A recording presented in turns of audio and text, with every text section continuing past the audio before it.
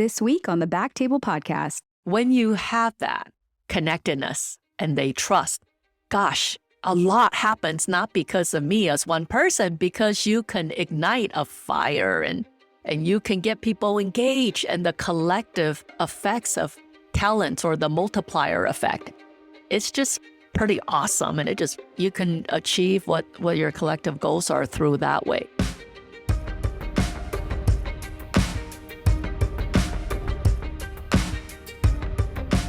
Hey everybody, welcome to the BackTable ENT podcast. We are a podcast that focuses on all things otolaryngology, and we got a really great show for you today. Thanks for stopping by.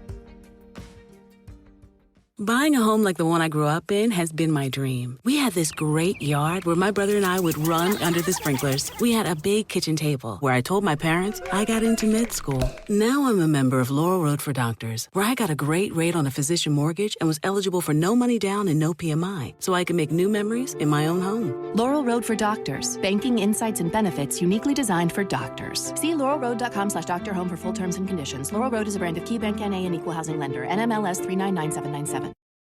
My name is Ashley Agan, and I'm a general ENT in Dallas, Texas. And my name is Gopi Shah. I'm a pediatric ENT here in Dallas, Texas as well. How are you doing this morning, Ash? I'm so good. It's a sunny day in Dallas, and I'm getting to do a podcast with you. We got a great guest. I couldn't ask for more. Couldn't be happier. Life couldn't be better. Life is good. All right. Well, we have Dr. Julie Wei, an internationally recognized award-winning pediatric otolaryngologist. Dr. Wei was the Surgeon-in-Chief and Division Chief of Pediatric Otolaryngology at Nemours Children's Hospital, Orlando, and Professor of Otolaryngology Head Neck Surgery, as well as Chair of Otolaryngology Education at the University of Central Florida College of Medicine in Orlando. She's a member of the ENT Today Editorial Advisory Board and is a creator of online courses for parents and an author of 2 books, A Healthier Way, WEI, and co-author of Acid Reflux in Children. She's an accomplished speaker, distinguished researcher, and a loving mother, and we're so happy that she's here today. We are honored. She's here to talk to us today about how mentorship contributes to wellness. Welcome to the show, Julie. Oh, it's my absolute pleasure to join you guys. Gopi and Ashley, thanks so much for having me. You were very kind in your introduction. I was thinking, wow, that woman sounds cool. I like to meet her. I like look in the mirror, Julie, because you are. Oh, you're so kind. I think it was the first time I heard you speak and knew who you were. I was a 3rd-year resident, and this was in 2008, I think, or 2009. It was at my first COSM ASPO meeting, and it was, wellness and work-life balance. And this is, like mid to late kind of 2000, like 2008. And so just to have another woman, a pediatric otolaryngology, and just addressing these topics that were so important, but not yet quite as, discussed or thought about or talked about. And even to kind of think about those things felt like, oh, is that okay? So anyways, you made an impression on me since then. And I'm just so happy you're here. Thank you. I'm delighted. So we like to start the show just giving you an opportunity to tell us a little bit about yourself. Yeah, happy to. You know how interesting the way we're groomed academically. Usually when people say that, the first thing I think about is, okay, I'm just going to recite my resume and CV and all my educational timeline, right? And then I stopped myself and said, okay, let's just start with, what's my human story, right? That's really, I think, what I appreciate about everyone that I meet. I'm a first-generation immigrant from Taipei, Taiwan. I came to the States at age 10, sadly, right after my mother passed away from breast cancer. So that was very traumatic. My father had remarried, and we came here, and I didn't speak the language. Took me a couple years to catch up and learn English. So I reflect how I sometimes introduce myself in public speaking engagements, right, as the immigrant who won the lottery. I mean, yes, some of it is luck and blessing, no question, just like other people. Hard work is a big part of that. So as far as the lottery part, I think my educational journey, went to an Ivy League school, went to New York Medical College, and then the opportunity to become an otolaryngologist. I'll be honest with you, as I reflect on the intersection between gender and bias and, DEI in 2022, I look back now I can't believe, since yesterday was match day, that I actually got a chance to train at Mayo Rochester. we won't go into all that. That's multiple podcasts in itself. But I did a 2-year fellowship for Peds ENT. I spent the first decade in Kansas City at the University of Kansas, and then the past 8.5 years here in Orlando when I joined the Morris Children's Health System. So, but yep, my daughter just turned 16. I am lucky to still be married to the same gentleman who is a brilliant software engineer, patent attorney, AV support. He's out there fixing the second extra freezer right now. And I'm most blessed to be in a world full of network of incredible people like yourselves, men, women, mentors, mentee, and this topic just got me so excited.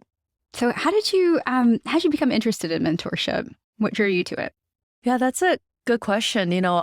I really don't think there's a moment in time, right? And maybe you tell me if it's different for you, where you say to yourself, wow, I'm really interested. I'm going to become a mentor today. I think all of us are learners, right? So we learn from many people throughout our journey, different points in our career and training, informal roles. So I've always been aware, like I said, about this winning the lottery as if I don't deserve it, right? I do believe that because I keep thinking, hey, the opportunity to get to this point, to become this person against all the challenges and barriers, well, that's because there were several people along the way who intentionally gave me generously their time, supported me, helped me grow confidence, sponsorship, creating opportunities for me. And as I continue to feel, gosh, I am so blessed. I think it's with just a very conscious decision early on to make sure I do the same and pay it forward. And whether it's trainees, peers, colleagues, and frankly, anyone I encounter, I think my husband and daughter will tell you that we can't go out to a restaurant where often I may write my name and email and number on the back of the receipt for the server. If the young person says, hey, I'm thinking about going to apply to anything healthcare related or not, I don't know. It has become just part of my thing. That is so kind. I love that. That's so kind. And it's probably part of why you've been so blessed, is that you're just putting so much goodness out into the world that it just bounces right back. Well, it certainly, fulfills my heart. And I know it does. I think most people probably underappreciate how a single encounter, a brief conversation truly can impact somebody else's life far more than you'll ever realize. Oh, yeah. I think you hit the nail on the head. You said intentional. When you give somebody intentionally your time, and it's the time as well as being intentional about it.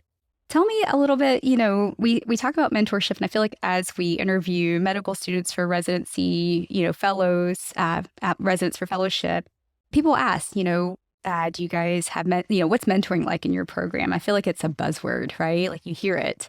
Tell me a little bit, and you mentioned whether it's, individuals, groups. Let's go into some of that. Yeah, that's really interesting. And I'm grateful that I have taken some time to reflect what that means and how I incorporate it consistently, right? As a core value, as how I show up in every aspect of my life, right? So you're so right about it being a buzzword. I feel like it's that buzzword in academics, isn't it, right? But frankly, it's a huge buzzword in industry.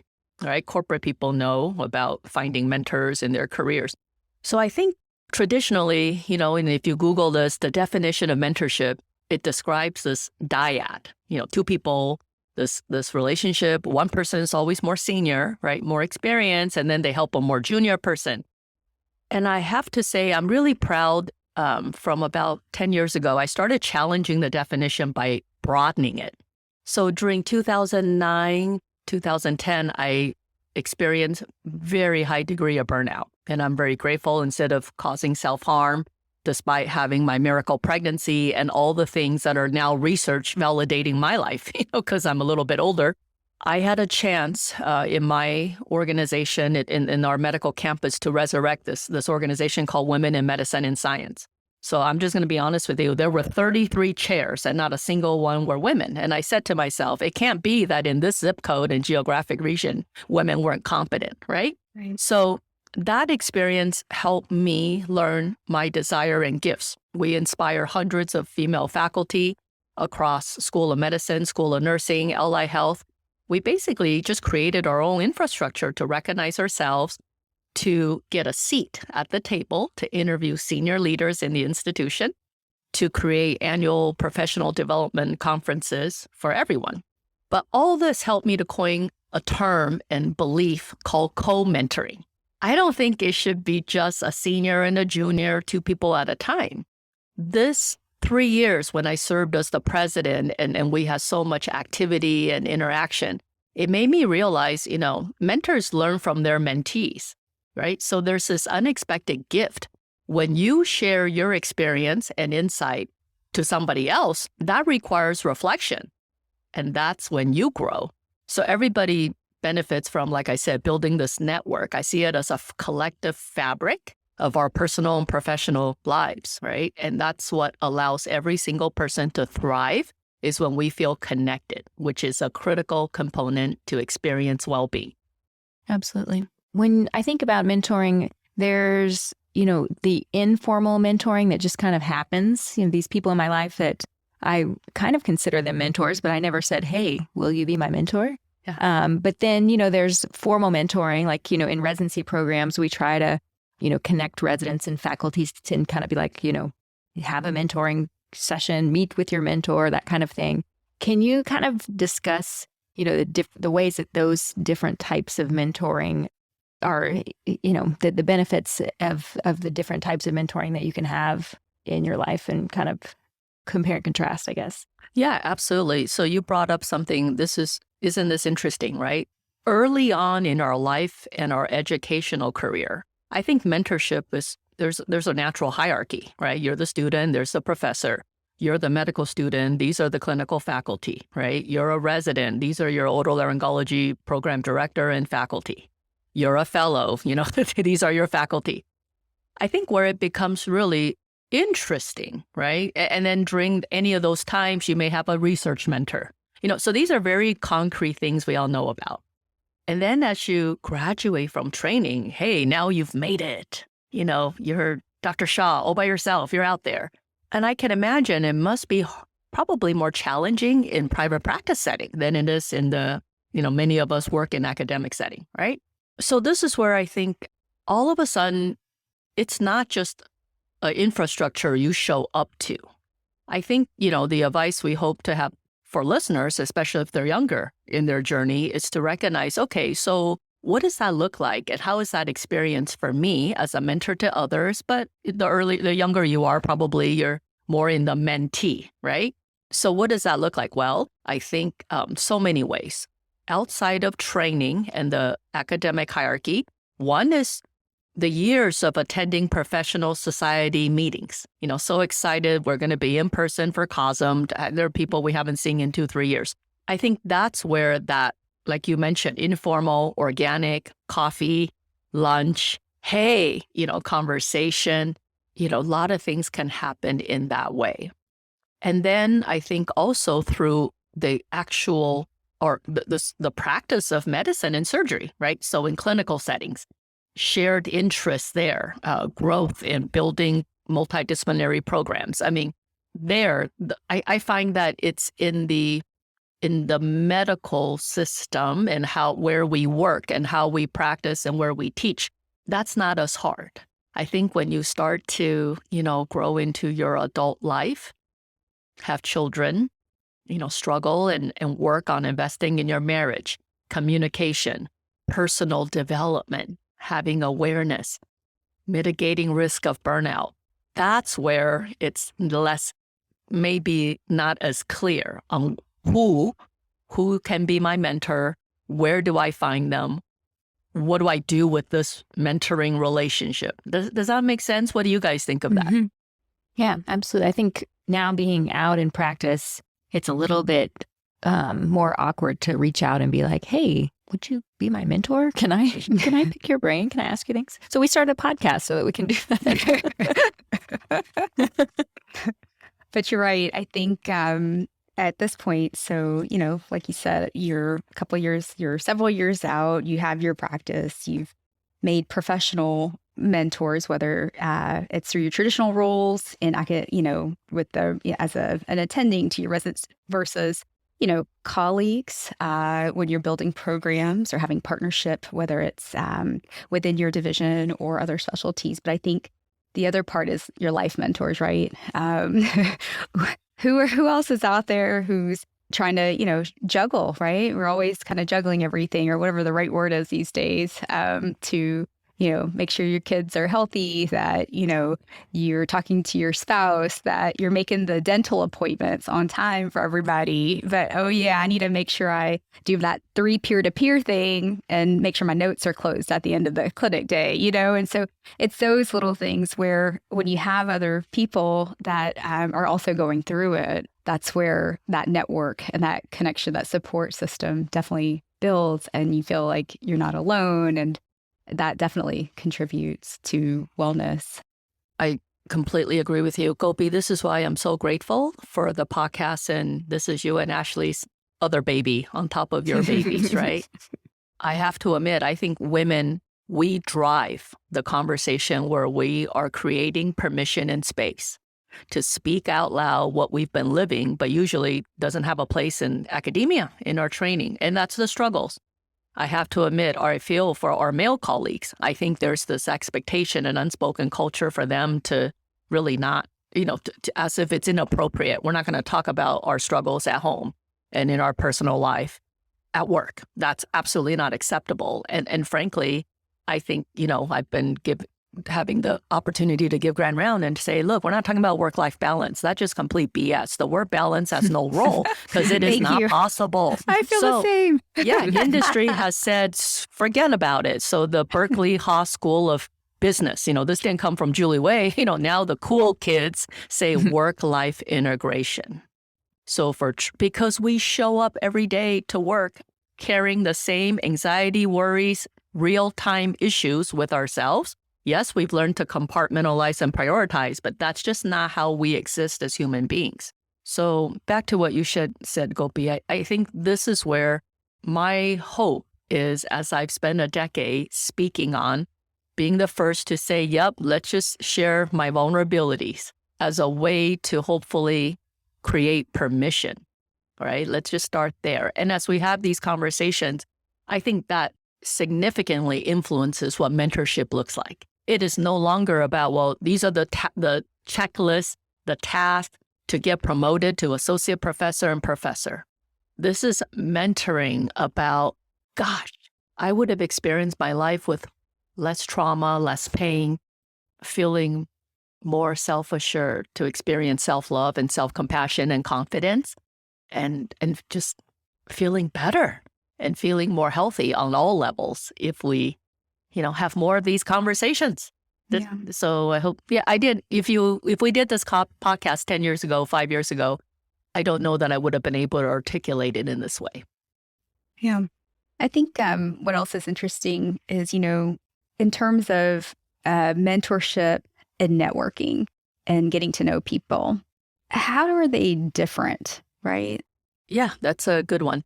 You know how there's so many different ways you're a mentee or a mentor, right? We usually say, well, is it individual? Is it groups? And we don't get into the nitty gritty of logistics of that interaction, the size of the group. I mean, individuals are common, right? Oftentimes you see people say, hey, let's have coffee, or in your academic hierarchy, the faculty meets with the division chief meets with the chair, that kind of stuff. So I've experienced that, as the mentor or as a division chief, I'd have one-on-one times in office setting. What I really love, last few years, I started the walking meeting. Instead of sitting there, there's something called Walk to Connect. A few years ago, I was a keynote speaker at the Florida Recreation Parks Association. And the two other keynote, one is the founder of Blue Zone. The other one is a man that walked across America in 11 months. And Wow. He founded something in Denver, Colorado called Walk to Connect. So I find that talk about, health, connection, well-being, and mentoring all at once. I mean, that was pretty cool. So we're going to incorporate it in our ASPO summer meeting, The pandemic also taught all of us, in addition to telehealth, mentoring, it could be a phone call, Zoom, text. And I got to tell you, I'm a big believer in the sending of cards with the stamp, the old school, the tried and true way that I I feel the sacred that's kind of lost, right? From a group perspective, because I had this gift of women in medicine and science organization and that experience in leadership, when I first came to Nemours, I tried to start one and it kind of failed. It just didn't have the support. People were busy. But then I facilitated for over a year, 8 women or so across the system, Delaware, 3 places in Florida. We would just have a once-a-month call. And it's almost like a peer support group. We can call out, hey, what are you doing to take care of yourself? What are some of the challenges? What's going on? Ultimately, for me now, I hope to use my opportunities, leadership, efforts to constantly create a safe space. Constantly create a space where people can come together, get to know each other, and you connect them. And then you help connect them with shared interests. And so the last example that this is an absolute gift to me. This past year, I have had the opportunity to meet, I've never met these people. Somebody connects somebody to me, and someone reaches out saying, you're the one that people said I should talk to. I'm struggling. And what a gift. I don't know the person. I listen generously to their situation. I first validate their struggle. I then try to maintain that relationship, having never met them physically, to support them. And in the months ensuing, just being able to know that they're at a better place. That has meant the world to me. Speaking to these small groups that you were talking about, do you feel like there's a sweet spot as far as size? Because I feel like we do our, we have like a women in otolaryngology group, at our program, and we've gotten a lot of women in our program, which is great. But I feel like as it's gotten bigger, it becomes a little bit more intimidating to share and talk about things that are, more sensitive or vulnerable. So I mean, what are your thoughts on kind of like the perfect, small group size where people can kind of feel like sharing, where they're not, where it doesn't feel like you're on display for a big group? Yeah, you're that's a very insightful question. As I think about answering that, I realize my answer is not a number, right? Mm-hmm. This really goes to the core of, number one, of being vulnerable. When, who, with who, in what setting. And not everyone's threshold is the same. So it's not a right or wrong, right? Mm-hmm. When we had last year, the organization asked me if I would speak after the significant anti-Asian women violence, the AAPI shooting in Atlanta. Yeah. Organization was doing town halls to allow people to join and listen, but they wanted one person. And I wrote an article about it, and this was very sensitive to me. So yes, it's kind of weird. You're on Zoom. There's 75 people on, and I can't fake it. I'm crying.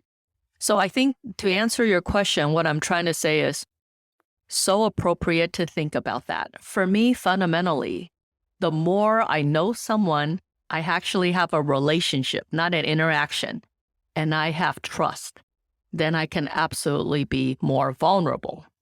So I think the question is depending on the sensitivity of the topic. Groups are great, right? I'm honestly kind of jealous. I think I saw a photo, whether it's from your program or others, as people were celebrating Women International Day. And for a second, I felt sorry for myself because I'm like, where's my group? I don't have a group. But I would say that the strength in numbers when you show up, that connectedness is important. But the more difficult, the more personal. That's when out within that group, surely there's subgroups. Yeah. 1 or 3 mm-hmm. where, you feel probably you're able to just share more authentically. So I hope that helps. So it just depends. Sure. And then sometimes, I certainly hope to bring to light a lot of other struggles that we just don't talk about, right?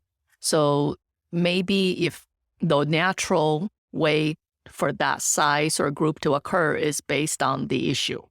If this particular issue experienced by, these 5 people, these 7 people, versus more global topics like equity and pay in academic center, right. Then I hope, what do you guys think? I think it makes sense. And it goes back, I think, to what you said initially, is that you've taken a lot of time to reflect on your core values. And I think that with mentor, mentee, whatever group that you're connecting with, whether it's women in Odo in your department to the text chain that I get to be on with you, Julie, to me and Ash being part of BackTable. I think that as long as you have to kind of figure out what are your core values. And I think that's not a one-time thing. It's got to be like a constant in your mind as you think about yourself. And then what the other group that you're going to be connecting with or other individual organization, whatever it is, do those values align? And if so, just like when you're having to speak, on such a sensitive topic that just, had happened, everybody was there because there's a common core mutual value. And I think that's probably, to me, that's probably one of the most important things, but it takes time to figure out what your core value is. Yeah. I want to add a point that I have learned that I think is very valuable to point out. We think of mentorship then, as this is a otolaryngology specific podcast, right? Mentor, mentee in otolaryngology. I've been humbled that I think this past year, there are 2 instances where it was an advanced practitioner in a NICU and a respiratory therapist or 2 who were really struggling with intubations. In their role, they are often the one responsible in critical airway situation, right? But they were struggling.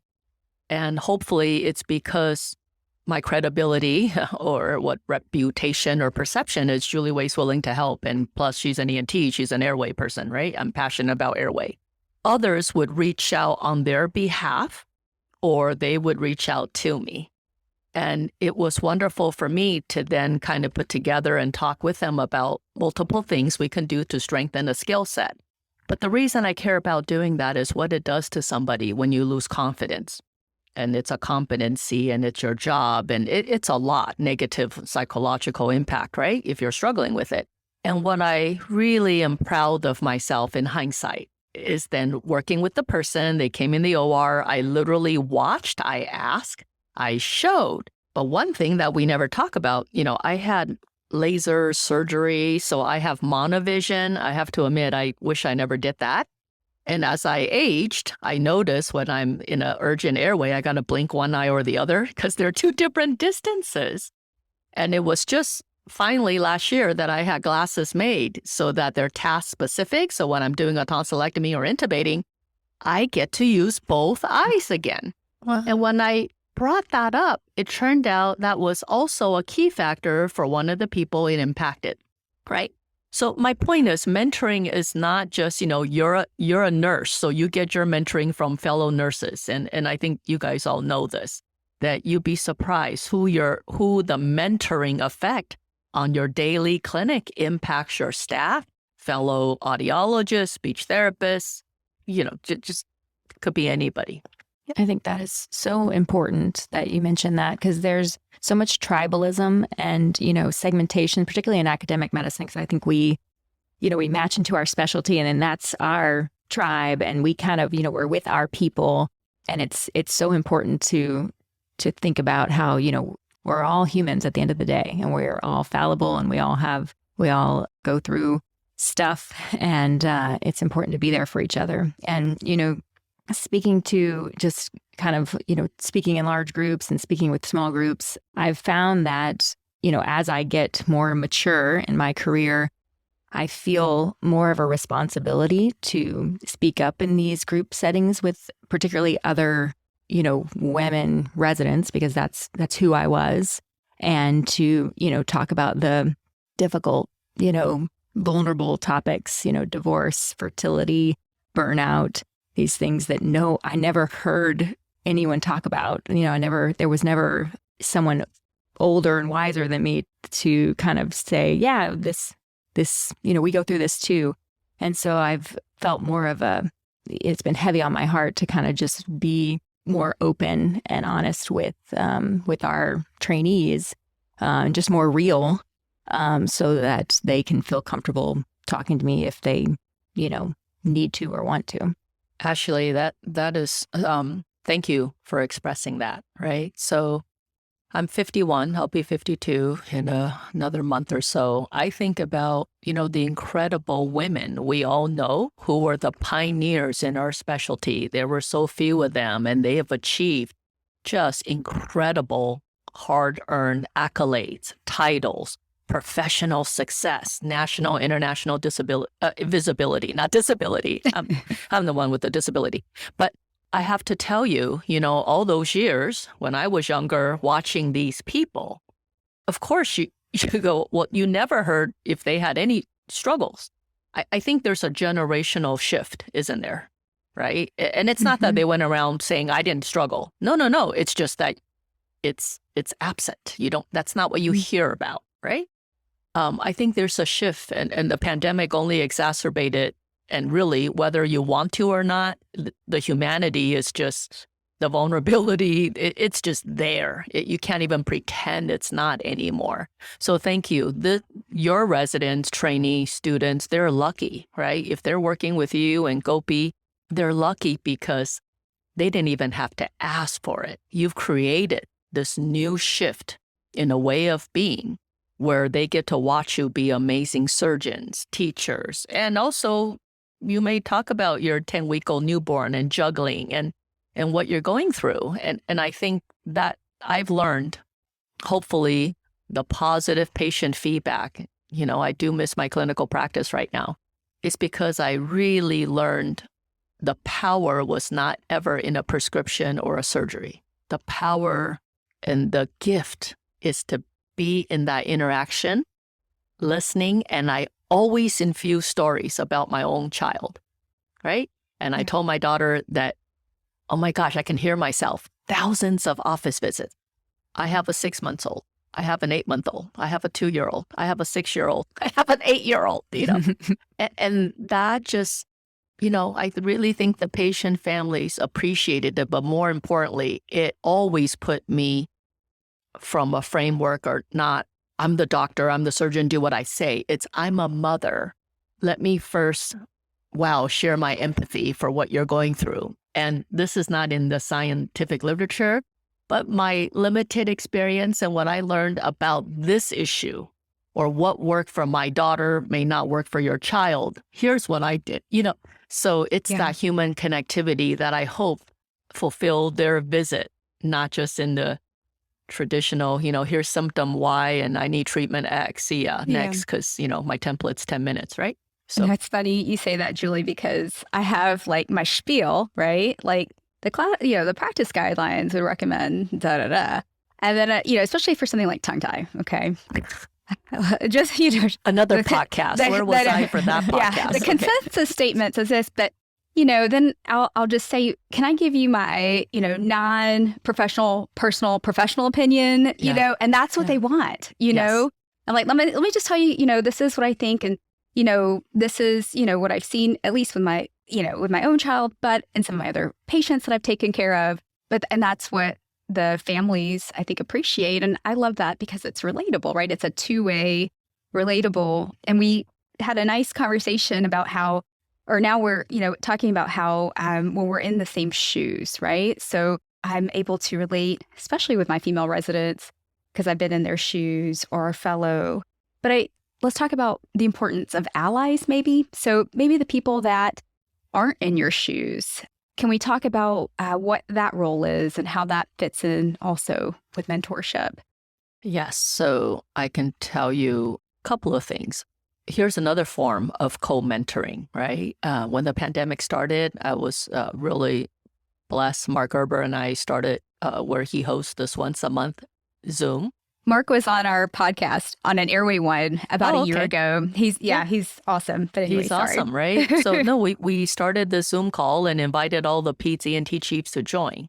Not everyone joined. Now, in the beginning, no question, in 2020, every meeting was focused on AGP, safety for patients and faculty. But what was brilliant was you didn't have to invent stuff, right? You just, people in New York, oh my gosh, they were giving us advice and guidance. And so that then, now that we got vaccination, all that, you know what? No one wants to let this monthly time go. So it continues, right?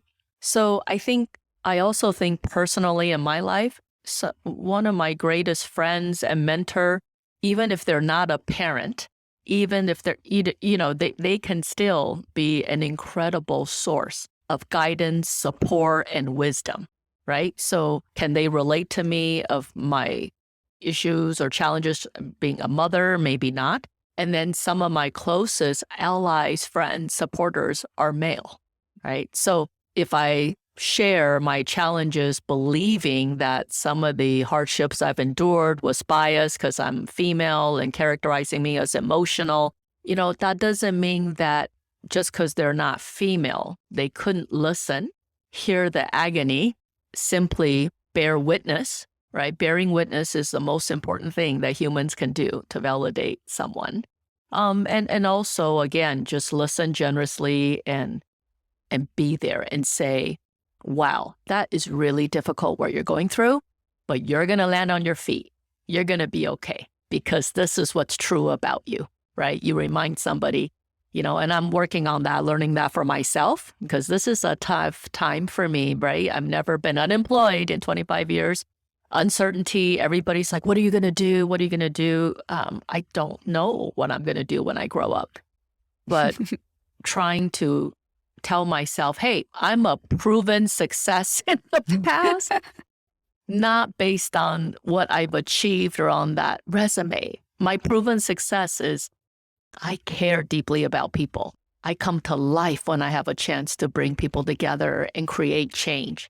So if I just stay close to that, I'm going to find a professional role where that can come alive and tenfold acceleration. And then hopefully the job and the income will come after that. But it is tough. We are very much conditioned since childhood from our parents, right?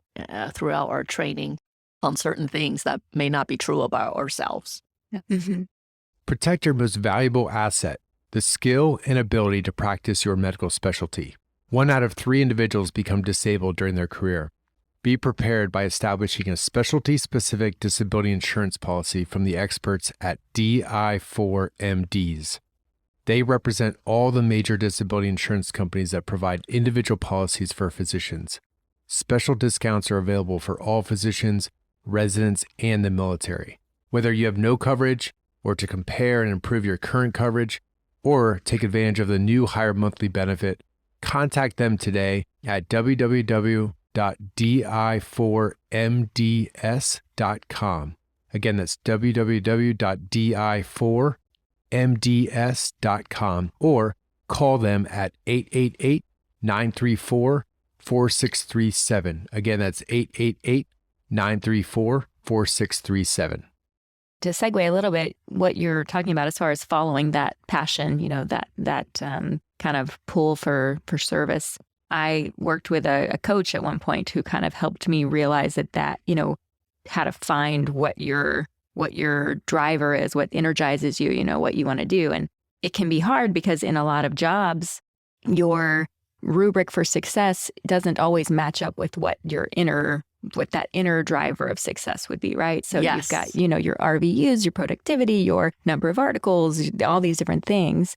And there's conflict there. What are your thoughts on that? Have you personally done any coaching or had a coach? Or, it's kind of a big thing in I feel like the business world. We've kind of started to get some exposure to it in medicine. But what are your thoughts about that? Yeah, excellent topic. Excellent. So first of all, thank you for pointing out the lack of alignment. It took me a long time, and the final courage to walk away is my body's telling me I need to heal. But more importantly, if you don't feel you're experiencing joy, not every day needs to be a 10.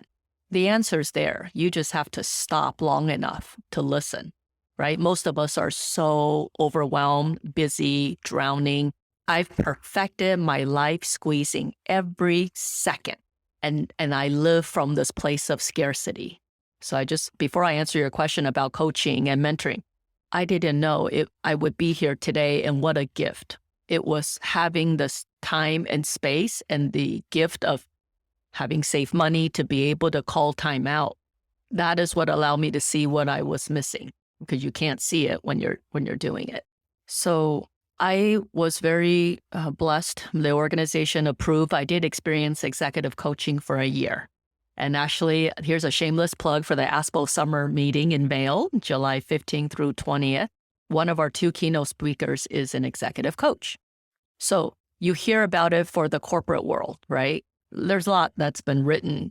Coaching is very usually specific, focus on your performance.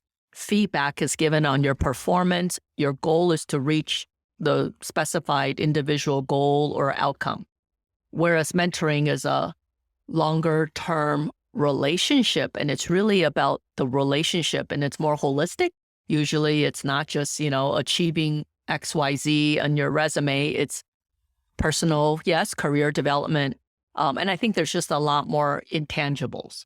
So I have experienced executive coaching and the benefits. I do find that in the medical world, now it's reserved for leaders. So hopefully when we bring the speaker and we want to do some exercises, it'll help those who are not CMOs or in the C-suite understand when that might be applicable or helpful.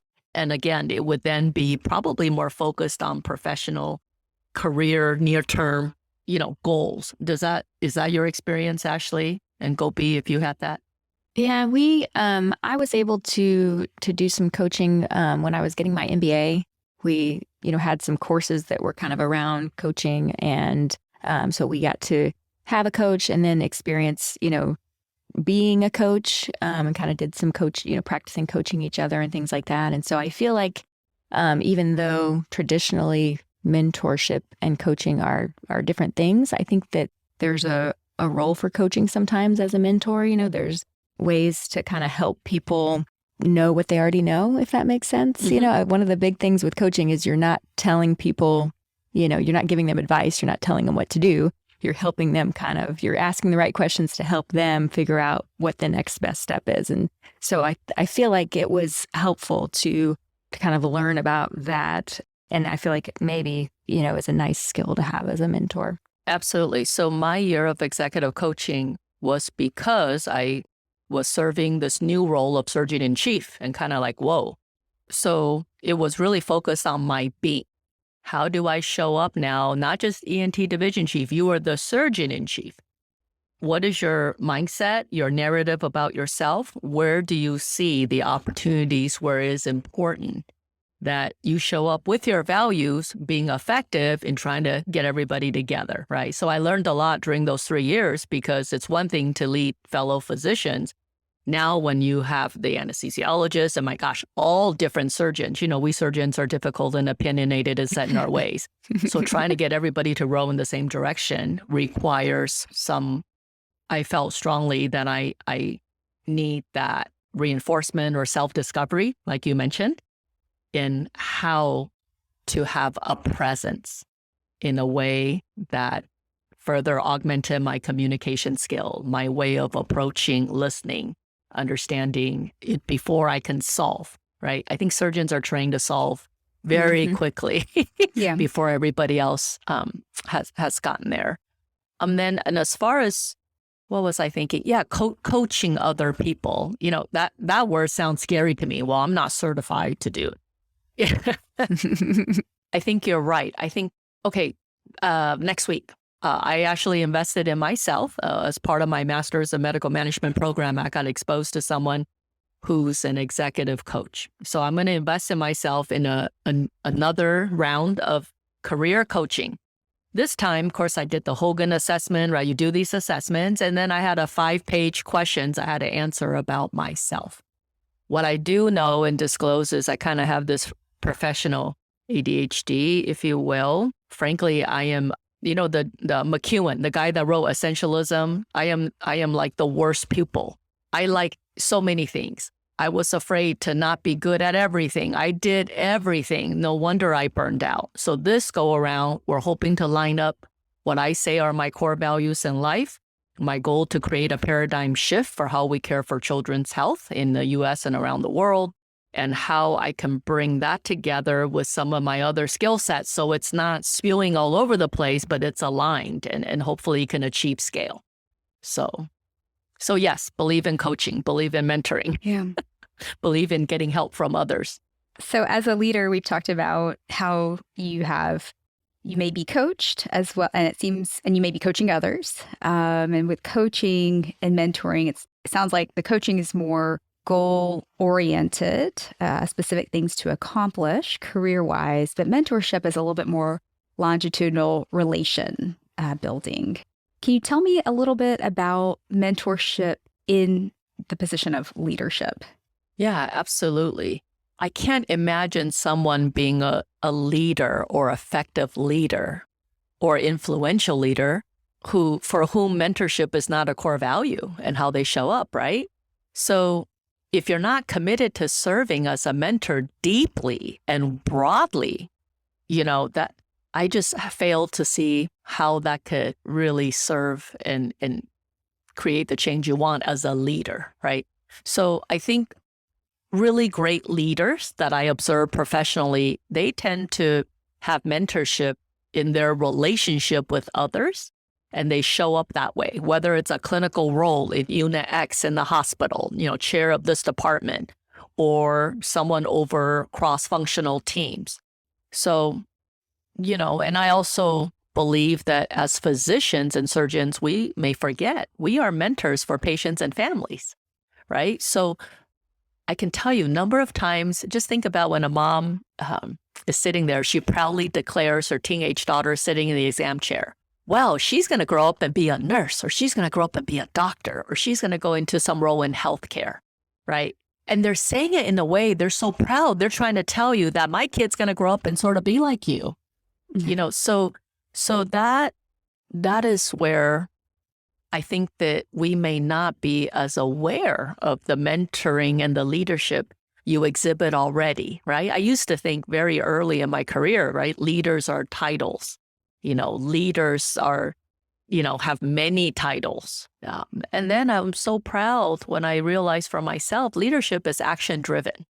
Okay, I am so proud of my ability to influence even when I don't have a title, because leaders are people that other people want to follow. They follow because they trust you, because they know fundamentally whatever decision you make, you have their best interest at heart. They know that you don't, I don't even know how to describe that. And I think that's just profound in what you can do every single day.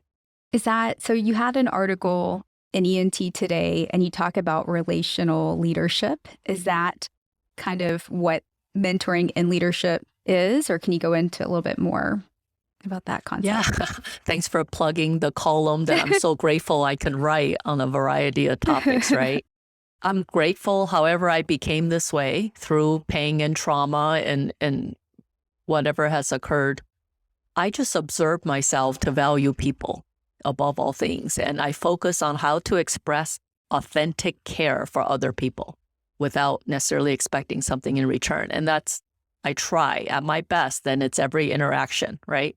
So specifically in the last 8.5 years, as you share my roles, whether it's division chief, surgeon in chief, I chaired a health and wellness committee that I created, director of GME Wellbeing Initiative for our new pediatric residency, my honor of having served as CENTAC president, and now ASPO presidency coming up. I think about how every one of these positions really, what a gift and honor. They provided opportunity, but it's a huge responsibility. How do you serve, right, in the best way? And you want to create these positive changes, including culture change, which is not easy. So relationship style leadership is me. As I already mentioned, I think when you have that connectedness and they trust, gosh, a lot happens not because of me as one person, because you can ignite a fire and you can get people engaged, and the collective effects of talents or the multiplier effect. It's just pretty awesome. And you can achieve what your collective goals are through that way. So I have really come in the last few years to appreciate that about myself and my joy and privilege when I show up at the workplace with my colleagues. I have a partner who said it best. Compliance is different than engagement. I think a lot of organizations I would venture, or leaders in the roles that we're talking about, maybe sometimes they get confused, right? In an employee model, you can get compliance, yeah, but we keep adding to what's needed in our compliance bucket. But engagement is not going to be there if somebody does not feel valued, seen, heard.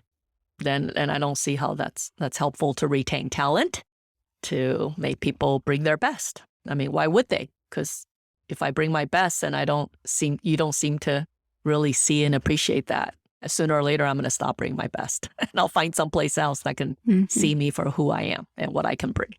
Yeah. Absolutely. Well, I can't wait to see what you do next. I'll follow you. What are you paying for nanny? Because, I'm pretty good with kids.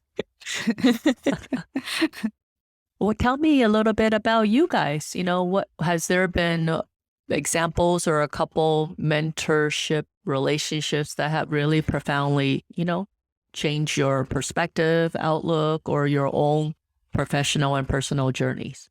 And were they structured or it just happened? And Yeah. So I guess for me, my division chief is Ron Mitchell, and he's been an amazing mentor. I was the fellow, and this is my 9th year here. And kind of what I love about his mentorship is that he was able to see my strengths more than I could, and could see, help me align my strengths and put me in that position to set me up for success and be doing things that I didn't think would be possible, which, whether it came to fellowship and, education or my sinus practice and whatnot. And he's very relatable. If anybody, of course, so many people know Dr. Mitchell, but, he's going to have lots of stories, and you're going to share your stories, and he's going to, give you his opinions. You're going to give him your opinions. And it's a back and forth for sure. There's engagement because he's genuinely interested in seeing you continue to grow using your strengths, not focusing on, but you need to work on this. But you need to work on this type of thing. And then another person that's been very sort of what I also realized just kind of intentionally included me is Romaine Johnson. So Romaine Johnson was my program director, my fellowship director, and one of my partners. And on whether, he loves data and research, and he's just so smart. And I've been able to just see him grow as just in the last 5-7 years that you can also, as a sort of junior to him, I've watched his growth and journey, and he's just kind of included me on so many different projects. And that sort of intentional, come on, we're going to do this now. Nope, you're going to do this. I want you to help me with this. And it's in a, not a way in which I'm nothing like he's just giving me stuff to do, but it's like this, just being part of it, being part of the growth and being part of program building or whatever it is. There's a greater purpose to include me, to being part of. And those two definitely in terms of my growth and impact have been I'm very thankful for. I hope they either listen to the podcast, or I guess you have 2 thank you cards to write today to make their day. That is so gracious, the way you acknowledge and articulated that. Thanks for sharing that, Gopi. Yeah, Ashley. Yeah. I would say my experience with mentorship has been more informal with colleagues and faculty through residency, and just developing relationships where you're comfortable enough to kind of talk about, well, why did you pick this job, and why do you do it this way? And I can't say that there's, one particular person, because I feel like my practice is kind of, my career, I guess, is kind of a patchwork of watching different people do it different ways and trying to take, this and that. And I do feel very fortunate that a lot of things have, I don't want to say fallen in my lap, but have just kind of been presented to me. Opportunities have been presented to me, to be able to take on leadership positions that have enriched my practice. And, I'm kind of like you, where I like to do a lot of things, other than just, I love seeing patients and take care of patients, but I also like to dabble in other things, medical student, clerkship director, and, we opened a satellite clinic that I was in charge of. And so all of these things are, energizing things that I enjoy, kind of having that extra in my life. And so those opportunities were presented from the faculty and colleagues in my life that recognized that maybe I had what it takes to do those things. And, and I think working with a coach kind of helped me see where my strengths were. Because there was definitely a point where I got a little overwhelmed and was like, oh, like everyone's just dumping all these tasks on me, like it's just too much and I'm saying yes to everything and I'm overwhelmed, and really being able to take a step back and look at everything and say, like, okay, what brings me joy? It's kind of like Marie Kondo, my career life. Does this bring me joy or not? And kind of being able to say no to things that are extra and yes to things that are enriching and fulfilling. And that's been super helpful from a well-being, wellness standpoint. Yeah, thanks for sharing. So as I listen to you, wow, there's so much to unpack in just what you said, right? I think particularly for women, we tend to be more self-deprecating, right? So you're right. We want somebody else needs to look at us and tell us our strength because we're not sure we have any at all. I mean, that's like the inner voice, right? I think that instead of hearing you use the words maybe, I'm here to tell you, Ashley, first of all, I'm mad at Gopi. I don't know why we're just meeting now. That's nonsense. Two, Gopi, we need to add her to our group text, right? For sure. I would say that, what I heard is here's somebody, and I need to call out, you weren't dabbling. By the way, we need to be very clear. You are taking care of patients and you are good at running an awesome clerkship and building a satellite clinic. No, those aren't dabbling. That's what builders, growers, and leaders do. So let us always commit to having a very accurate narrative about ourselves, okay? Because we're so afraid that if we validate that, we're arrogant. That's one of the problems. So it's like, oh, I got lucky. Oh, yes, it is nice that opportunities were afforded to you. But I bet there are times when you created an opportunity or went for it. And the one comment I want for the listeners as I listen to you, this is my entire life, saying yes to everything and then burning out, and ultimately, whose fault is it? Oh, it's my own fault because you just don't know how to say no. Don't you hate that, right? You hear that, you're like, stop saying that to me. If I could, I would have. Okay. I think the one thing as we talk about mentorship and coaching and finding ourselves on this journey, I've made a distinction on saying, I used to think I can't say no because I'm saying no to people. And I just told you my core value is people. And how can I deny people? I've gotten slightly better, right? It's a work in progress, slightly better in separating tasks. I'm asked to write this chapter. I'm asked to do activity X. It's less emotional for me. I don't ever want to say no to Gopi, okay, when she asks me to do something.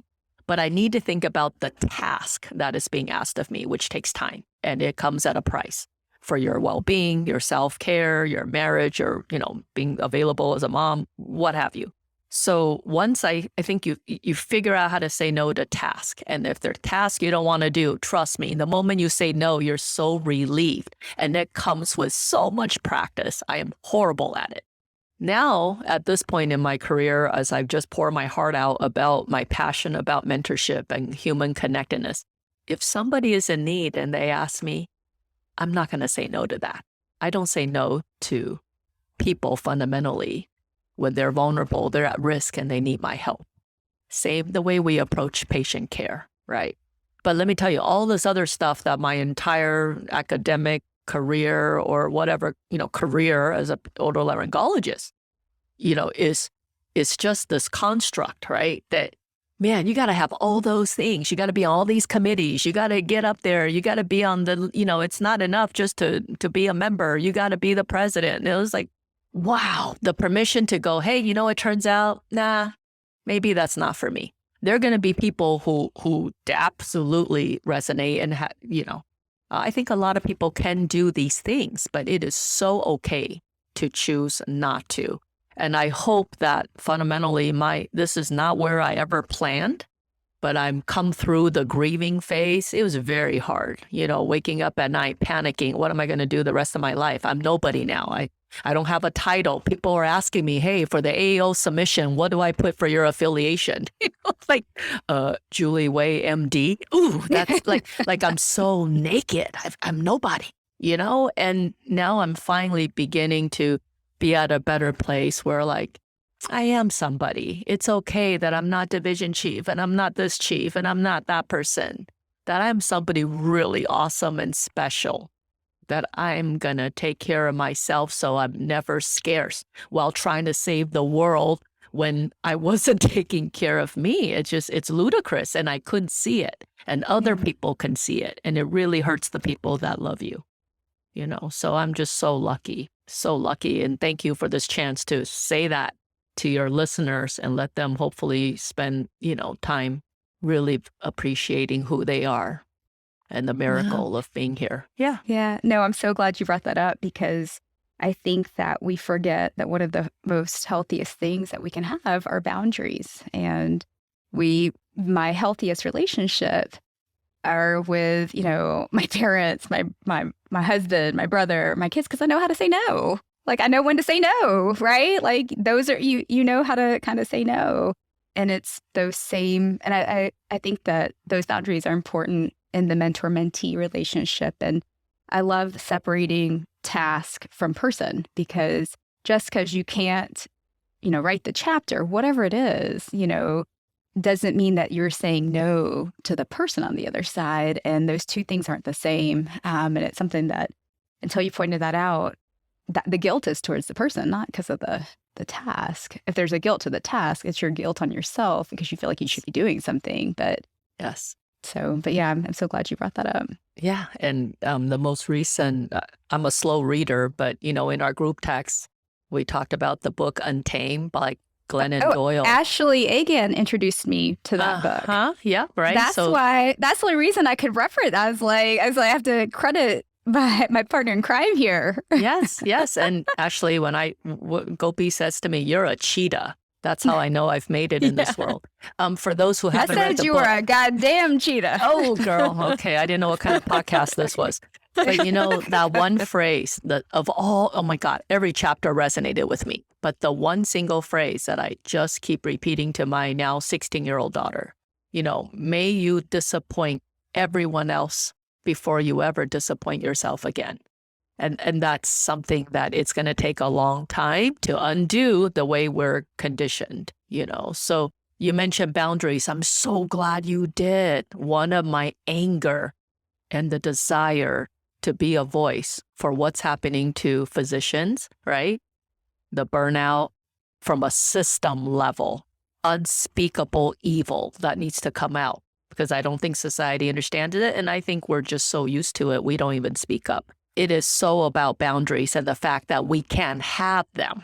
You can say no to your husband and your children. You can't say no when rules are created, things are done, when access of you is given to the universe 24/7 in your Epic inbox and every which way. Does that make sense? That's not okay. So I can tell you, as part of my master's program, I'm working with my professor right now, and I'm going to say it out loud to the universe so it comes true.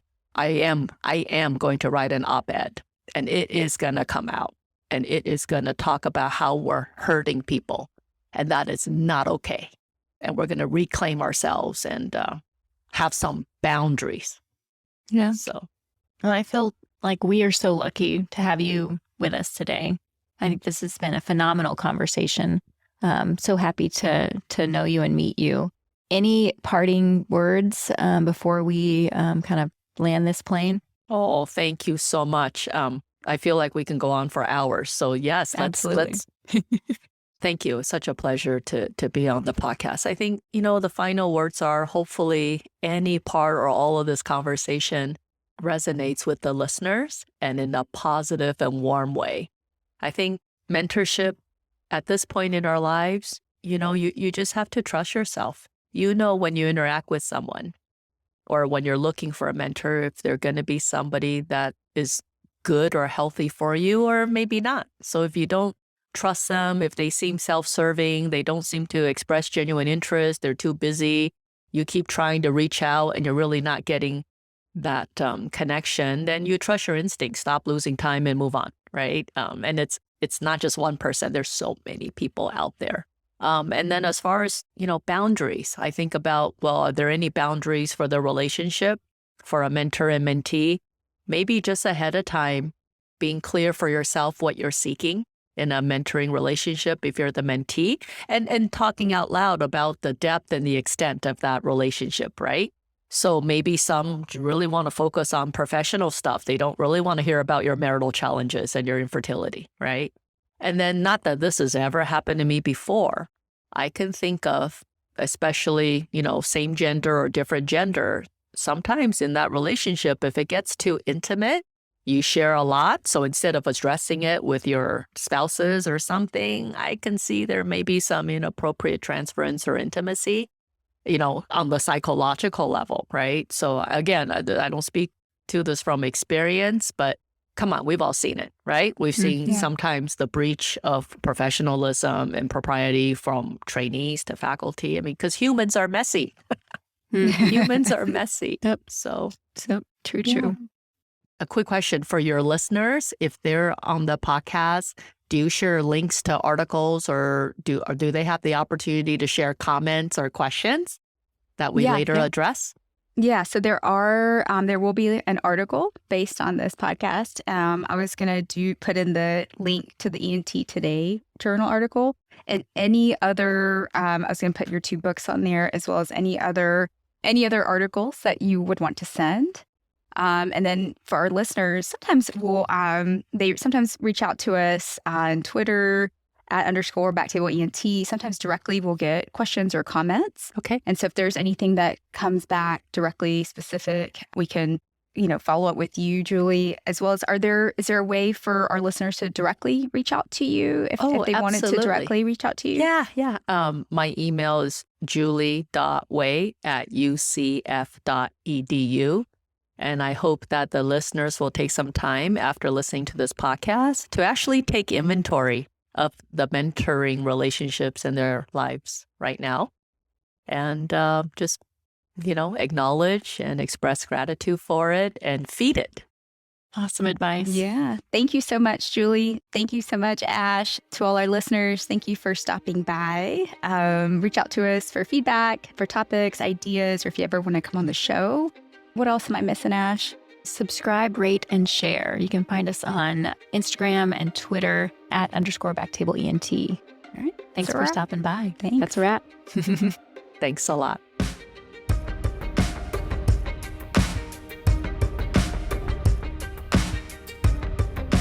Thank you so much for listening.